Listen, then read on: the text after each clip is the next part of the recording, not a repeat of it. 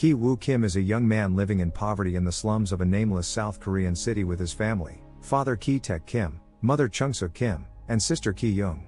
The family lives in a garden unit where they struggle finding a Wi-Fi signal to sneak into in order to get access to the internet to watch TV, get fumigated on, and have to watch men urinating in the alley outside their home. They make ends meet by doing menial tasks such as folding pizza boxes, and even then, get criticized by the pizza employees for messing up the boxes. Ki-woo's wealthy friend Min-hyuk pays the family a visit, giving them a gift, a rock that is supposed to bring those who have it wealth and prosperity. He then tells Ki-woo that he has been tutoring the teenage daughter of a very wealthy family. He is leaving to study abroad but is in love with the daughter, and knows that any of the other university boys would steal her away. He wants Ki-woo to be her tutor, knowing he will watch over her so that Min-hyuk can propose to her once she graduates high school. Ki-woo knows he isn't qualified since he isn't in college, but Min-hyuk promises to vouch for him, and so he agrees and has Ki-young forge credentials for him to take to his interview. Best clothes and with a forged document in hand, Ki-woo goes to the Park family's house, which is on the fancy part of the city. After being allowed inside by the housekeeper Guk Moon-gwang, he's interviewed by Choi Yeon-gyo, also known as Mrs. Park. Just as predicted, she barely looks at the paperwork and trusts Min-hyuk's word, but she wants to sit through the first lesson to check Ki-woo is a good, proper man. Ki-woo will be teaching the daughter Dae, who starts off as very shy and gets startled when Ki-woo suddenly grabs her wrist, but since it's only a gesture to comfort her when she's having a hard time understanding the exercise, she quickly softens up to him. Mrs. Park is happy with what she's seen, so she decides to hire Ki-woo and pay him well. After the first class, he also gets to meet her son, Da-song, who has joined the scouts and is obsessed with playing Indians. Ki-woo used to be a scout too, so he shows understanding, and when Mrs. Park shows him her son's drawings, Ki-woo gets an idea. He begins talking about Da-song's art as if it was truly a masterpiece, and when Mrs. Park mentions she needs a new art teacher because Ki-woo recommends his cousin's classmate Jessica, a highly qualified art therapist. In truth, he's talking about his sister, who also shows up the next day for an interview while pretending to be this Jessica teacher after just having read some stuff about art therapy and psychology online. While Mrs. Park talks to her, Ki-woo tutors Dae, who is jealous of Ki-woo being friends with the art teacher. Ki-woo assures her he isn't interested in her, then the two of them kiss. Back to Ki-young, she convinces Mrs. Park to let her give Da-song his first lesson alone, and by the end of it, she impresses her by showing her how well behaved her son is now. She also shows Mrs. Park signs of trauma on Da-song's paintings, mentioning an incident he went through during first grade. Convinced her son needs art therapy, Mrs. Park hires Ki-young under excellent pay. Later that day, she also meets the family father Park Dong-ik, who offers his chauffeur Yoon to drive her home. Yoon insists to take her to her house, but wanting to hide she lives in a poor area to keep up the lie, she asks him to leave her at the train station because she's meeting someone. During that trip, Ki-young gets an idea and takes out her panties to hide them in the car. The Kim family begins eating better thanks to their children's new salaries while planning their next move. Meanwhile, Mr. Park finds the panties in the car and thinks Yoon has been taking lovers in the vehicle, possibly even consuming narcotics as well because no one in their right mind forgets their underwear in a car.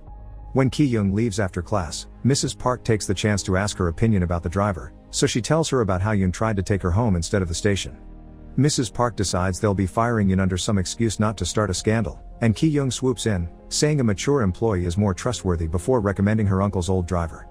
Of course, this man turns out to be Ki-taek, who used to work as a chauffeur when younger.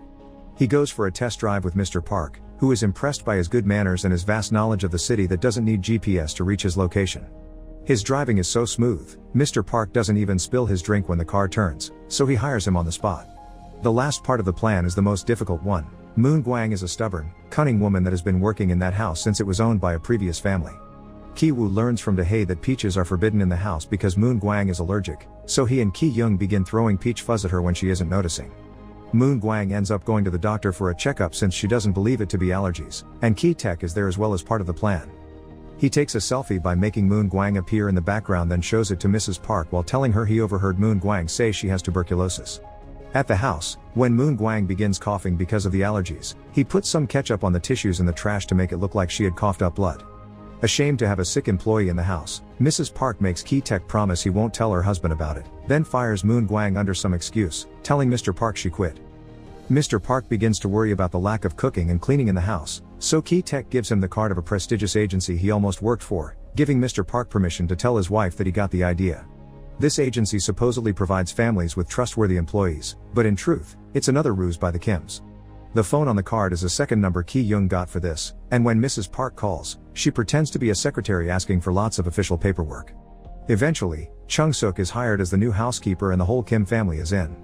Da-song notices they all smell the same, but they realize it isn't the soap, it's the smell of their old cheap apartment. One day, the Parks leave on a camping trip and leave Chung-suk taking care of the house, so as soon as they're gone, the whole Kim family comes over to stay for a while. They use all the rooms, eat all the food, drink the expensive wines, and Ki-woo even steals Da-hae's diary to read it because he wants to propose to her when she gets into the university. The Kims spend their dinner fantasizing about what marrying into a rich family would be like while a storm rages outside when suddenly, someone rings the doorbell. It's Moon Gwang, who claims she forgot something in the basement when she was fired and left in a hurry. While her family hides, Chung-suk lets her in, but Moon Gwang is taking too long down there, so Chung-suk goes to see what is going on. She finds Moon Gwang trying to move a cupboard, so she helps her, revealing a door behind it that takes them to an underground bunker created by the architect and previous homeowner. Moon Gwang's husband, Oh Gun-se, has been living there for years, hiding from loan sharks. Moon Gwang helped him move there when the previous owner left and the house was waiting to be sold, and the Parks never learned about the bunker. Moon Gwang would go down there and sneak in some food for him when the Parks weren't looking, which explains why Mr. Park thought she ate too much. She came today because she knew the Parks would be gone, so she wanted to talk to Chung-suk alone to ask for permission for her husband to still live down there, even being willing to pay her for bringing him food. Chung-suk refuses to accept this and takes out her phone to call the police, but at that moment, her family slips off the stairs while trying to spy on them. Moon Gwang wastes no time and records them with her phone, capturing on camera the fact they call each other family names. Now Moon Gwang and her husband have control of the situation, threatening to tell the Parks of their ruse if the Kims don't do as they say. They all go upstairs, where the Kims are made to crouch in a corner while Moon Gwang and Gun-se enjoy the house. Moon Gwang even calls them out for being pigs and making a mess in the living room, because when she and her husband used the house when the Parks were gone, they would always be respectful of the architect's artful touch. While she's giving them such a speech, the Kims take the chance to tackle the couch and wrestle the couple on the ground for the phone. Ki-taek grabs Gun-se and Ki-young drops a bunch of peaches on Moon Gwang to knock her out while Ki-woo takes the phone to delete the recording. Suddenly, everyone freezes when they hear the house's phone ring. Chung-suk picks it up and is shocked to hear Mrs. Park asking her to get dinner ready because they're coming back earlier since the storm made it impossible to keep up a camping trip. As soon as she hangs up, the entire family jumps into action. Chung-suk begins cooking, Ki-taek takes Gun-se to the basement and ties him up, Ki-young hides the trash under the furniture, and after taking an unconscious Moon Gwang to the basement too, Ki-woo goes upstairs to return the diary. The Parks return right at that moment, so Ki-woo hides under Da-hae's bed and Ki-young rolls under the table. Moon Gwang wakes up and tries to escape, but Chung-suk pushes her back into the basement, making her fall and hit her head. Ki-taek drags her unconscious body to where her husband is hitting his head against the light switches while following a Morse code guide he's pinned on the wall. Since Da-song is a scout, he hopes he will see his message one day, but Ki-taek finds the idea ridiculous before tying him up to a pipe and leaving. Upstairs, while having dinner, Mrs. Park tells Chung-suk about Da-song's traumatic first-grade experience. One night, the boy sneaked into the kitchen to steal his birthday cake and saw a ghost coming from the basement, who was actually Gun-se. This caused him to have convulsions and foam at the mouth, and this is why he's been going to therapy since then and they're never home for his birthday. Meanwhile, Ki-woo is almost found under the bed by Da-hae, but luckily, she picks up her dog and doesn't look further under the bed. After the Park couple goes to their bedroom, Ki-woo and Ki-taek sneak out into the living room to find Ki-young in order to leave, but suddenly, Da-song yells and comes downstairs, so the three of them end up hiding under the table. It turns out Da-song wants to camp out in the garden under the rain and his parents let him, deciding to sleep on the couch to keep an eye on him. Now the Kims must listen to the Parks complain about their smell and get frisky with each other. When the couple is finally deeply asleep, the Kims get out of the house and run under the rain towards their neighborhood, which is getting flooded with sewer water. Their apartment is flooded as well, so they retrieve as many belongings as they can before leaving to spend the night in a local gymnasium that opens their doors to poor people that have lost their homes to the storm. Ki-woo has brought the Scholar's Rock with him, and he hugs it while he sleeps because he's upset to hear his dad doesn't have a plan to deal with the problem they left in the basement. Back in the bunker, Moon Gwang dies from the concussion she got earlier, and Gun-se tries to send a Morse code message with the lights asking for help. Da-song sees it and deciphers it, but it's nonsense. Gun-se isn't in his right mind to spell correctly and only ends up with a bloody forehead. The following day, Mrs. Park decides to throw an impromptu party for Da-song's birthday, and the Kims must put up their best friendly faces even when they're actually feeling devastated after losing their home. Chung-suk must cook and prepare the tables outside, Ki-taek must drive the parents around to buy all the party supplies while they keep making faces at his smell, and the siblings must put up their smart teacher personas since they're invited to the party as very important guests. During the party, Mr. Park and Ki-taek dress up as Indians because they're planning to make a whole act for Da-sun to save his cake. After spending some time with Da-hae, Ki-woo takes the Scholar's Rock and goes down to the basement, where he's jumped on by Gun-se, who somehow has managed to free himself. After stopping him from fleeing with a cord around Ki-woo's neck, Gun-se knocks him out with the rock, then leaves the bunker, grabbing a knife from the kitchen on his way to the garden party. Seeking to avenge Moon Gwang, Gun-se runs out and stabs Ki-young. Da-song begins having a seizure as soon as he sees him, while Da-hae finds Ki-woo's body and carries him out to ask for help. Ki-taek goes to check on her daughter, trying to keep a hand on her wound to stop it from bleeding, while Chung-suk jumps on Gun-se and kills him with a barbecue skewer. Mr. Park doesn't care about any of his employees, he just wants to take his son to the hospital, so he demands Ki-taek to drive him.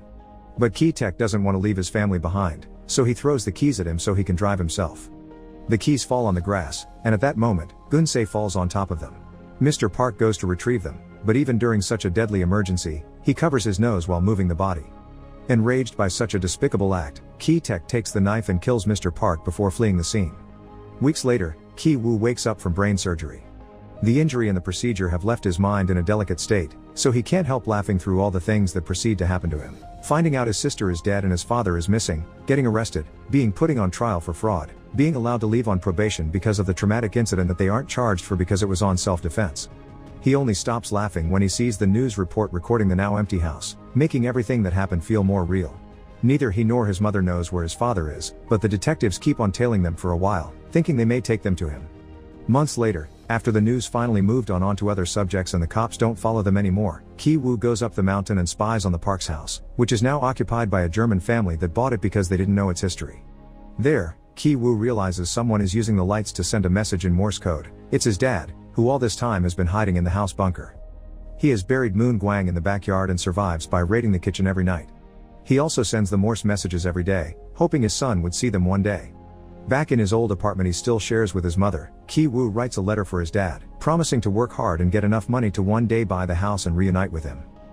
Make sure to subscribe and turn on notifications so you can watch more videos like this. Thanks for watching.